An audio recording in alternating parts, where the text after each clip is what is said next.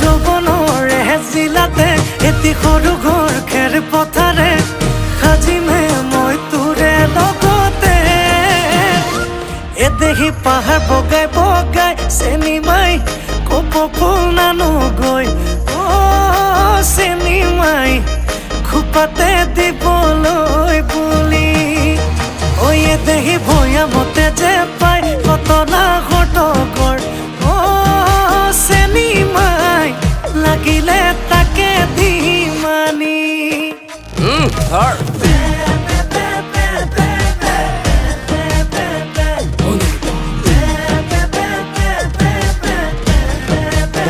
আচলটো লাগিছিল